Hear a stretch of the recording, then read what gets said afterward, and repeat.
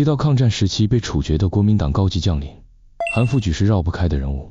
他是当时被依法惩处的军阶最高将领之一，曾掌控山东军政大权，最终因不战而退被枪决。评价他不能只看逃跑这一行为，更需探究其背后的原因，以及蒋介石惩处他的多重因素。1891年，韩复榘生于直隶省顺天府巴州，家中排行老四，他的祖父经营私塾。韩复榘受此影响，熟诵四书五经，书法功底扎实。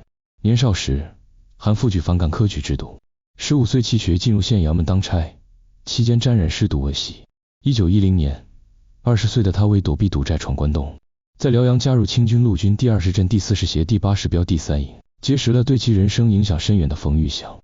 当时冯玉祥任该营管带，见他头脑灵活，有文化且书法出众，便招他担任私书生。1911年12月，冯玉祥与王金明师从云策划兰州起义，韩复榘在起义中表现英勇，开始在军中崭露头角。此后，在冯玉祥的提拔下，他的职位不断晋升，成为西北军13太保之一。跟随冯玉祥创建西北军期间，韩复榘冲锋陷阵，是军中公认的悍将。1926年，吴佩孚联合直奉联军等势力进攻冯玉祥部，冯玉祥在军事压力下通电下野，随后赴苏联考察，并非战败复苏。韩复榘为保全部队，暂时投靠阎锡山。同年9月，冯玉祥在五原誓师，宣布加入北伐阵营。韩复榘立即率部回归西北军，但经此一事，冯玉祥对韩复榘多了几分隔阂，韩复榘只能在战场上更加卖力，以证明自己的忠心。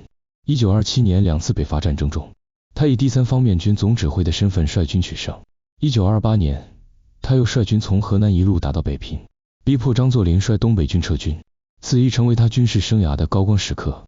然而，韩复榘想争取河北统治权的愿望并未实现。蒋介石忌惮西北军实力，违背此前对冯玉祥的承诺，冯玉祥命韩复榘撤军，并将京津冀地区交给阎锡山管辖。韩复榘对此十分不满，首次产生脱离冯玉祥的想法。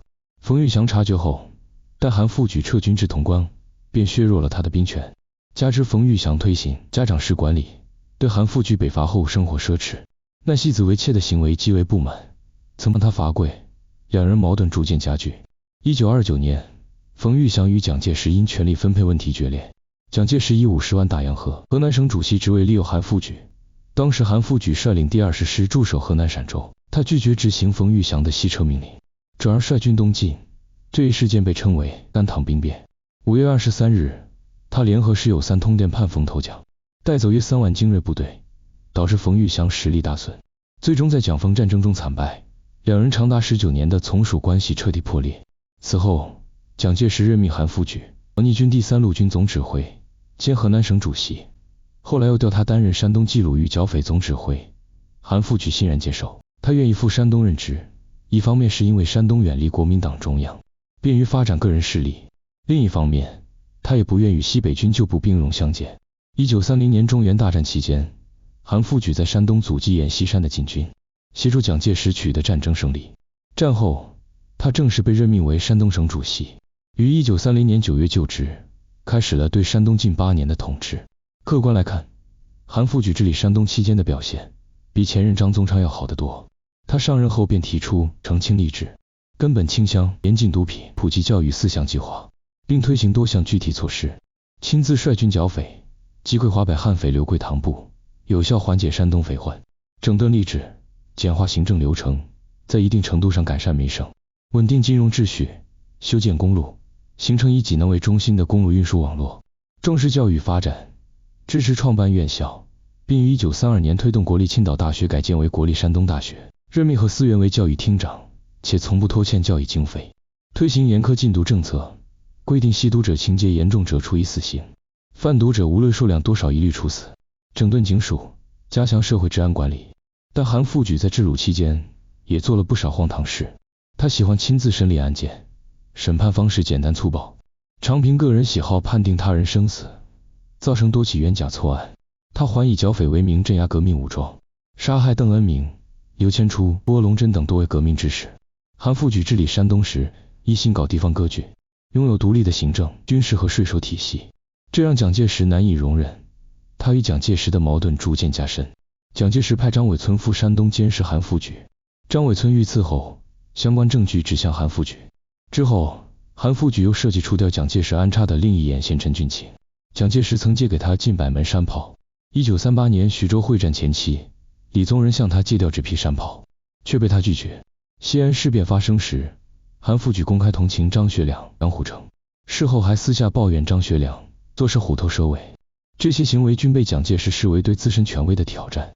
1937年10月，日军进攻山东，韩复榘在早期进行了抵抗，率部夜袭日军占领的桑园车站，成功收复失地。德州、临沂之战中，尽管部队伤亡惨重，仍坚持防守。11月济阳之战时，他亲赴前线指挥，后因敌我力量悬殊，率部突围，但经此一役，韩复榘的部队损失惨重，而蒋介石不仅未增派援兵，还调走了他麾下的重炮旅。韩复榘因此怀疑蒋介石借日军削弱自己实力，决心保存实力，不顾劝阻率部西撤，放弃济南、泰安等战略要地。12月27日，济南失守，山东大半地区沦陷。1938年1月，蒋介石在开封召开军事会议，召韩复榘参会。韩复榘认为自己手握兵权，且当时丢失城池的将领不止他一人，料想最多只会被训斥，便带卫队前往。抵达会场后，他按要求下车交枪，随后进入会议厅。会议上，蒋介石质问他丢失山东的责任，韩复榘当场回怼：南京丢了该谁负责？蒋介石怒不可遏，拍案而起。此时，刘志借机拉韩复榘离席，将他诱至车上控制。韩复榘随后被押往武汉。不久，国民政府以何成俊为审判长，陆钟麟和应钦为审判员，组成高等军事法庭会审韩复榘。法庭列举其擅自撤退、截留税收、违抗指令、涉及刺杀蒋介石派往山东的监视专员张伟村等罪状。韩复榘态度强硬，拒不答辩，认罪。庭审最终草草结束。1月24日晚，韩复榘被诱出房间，遭枪击身亡，时年47岁。韩复榘是复杂的历史人物，无法简单用好或坏定义。作为军人，他弃城而逃，违背守土有责准则，需承担相应责任。但从时代背景看，他的结局也是国民党内部派系斗争的必然结果。